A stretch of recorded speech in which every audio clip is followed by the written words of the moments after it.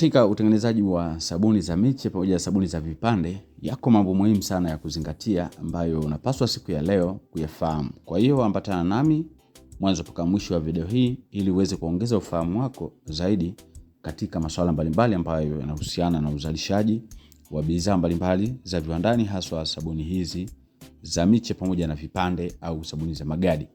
Mimi naitwa Mwalimu Almasi kutoka Lodness Enterprises.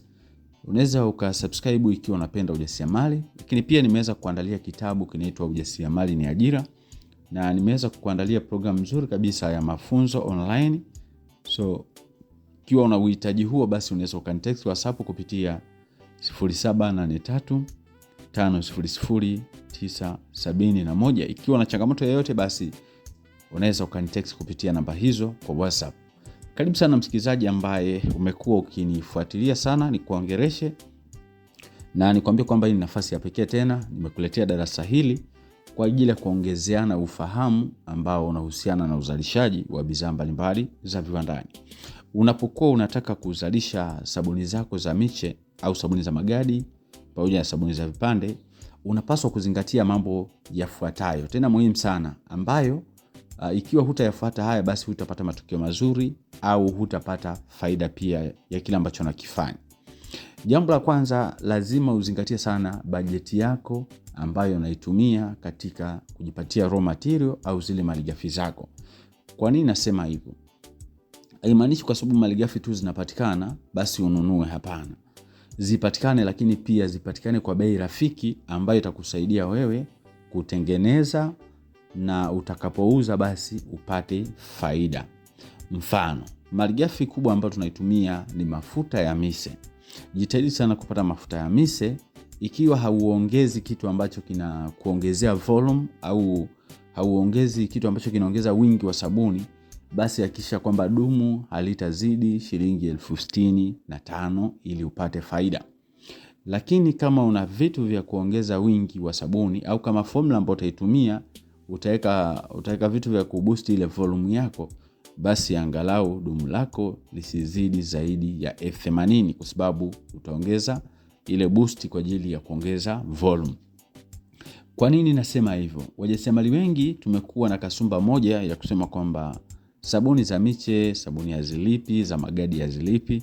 Ni kweli hazilipi ikiwa utapata raw material kwa bei ambayo sio rafiki, na mbaya zaidi ukiwa na formula ambayo haiwezi kukupelekea kupata matokeo mazuri. Kwa hiyo bei ya juu sana kama hautumii kitu cha kuongeza wingi wa sabuni isizidi 65. Hicho ni kiwango cha juu zaidi. Lakini ikiwa una vitu vya kuboost volume, angalau 75, 80, kwa sababu utaongeza volume. Na kwa wale ambao wanaweka vitu vya kuongezea ujazo au ratio au idadi ya miche, basi angalau kwenye dumu moja la mafuta ya mise waweke 50% ya kile kitu ambacho kinaongeza ule ujazo au wingi wa miche. Na hauwezi kuongeza ujazo ikiwa utatumia mafuta tofauti na mafuta ya mise au mbosa. Ikiwa utatumia mafuta mawese, basi hakuna option ya kuongeza ujazo kwa sababu ya aina na tabia ya yale mafuta. Jambo la pili muhimu kulizingatia, tuna malighafi nyingine ambayo tunaita caustic soda. Caustic soda hii tunajua kwamba ipo katika mfumo wa unga, huwa inaandaliwa na kuwa caustic solution na baadaye kutumika katika kuchanganya mafuta pamoja na yenyewe caustic solution, na hapa ndo tunapata saponification ya sabuni yetu huanza kupatikania hapa. Sasa vile vile katika bei za caustic soda huwa watu wengi wananunua kwa bei tofauti tofauti, lakini wapo wauzaji ambao wao wanauza kwa bei nzuri ya jumla hata kama unanunua mfuko mmoja. Na ushauri wangu, usijaribu kununua kilo kwa ajili ya kufanya production na kwenda kuuza ili upate faida. Hautapata faida, basi kama utapata itakuwa ni faida ndogo sana. Ukitaka kufanya production kwa ajili ya marketing, jitahidi sana kununua vitu kwa bei ya jumla. Hata kama sio ile jumla ya quantity kubwa, basi iwe jumla ya wastani. Mfano, mfuko mmoja unaweza ukununua kwa shilingi 55,000 58,000 mpaka shilingi 65,000.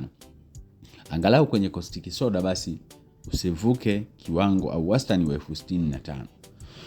Vitu vingine kama sodium silicate vyenyewe vina bei za kawaida. Lita moja angalau upate kwa shilingi 5,000, 6,000. Perfume pia wanapenda kuuza kwa milizi 100, milizi 50, milizi 25.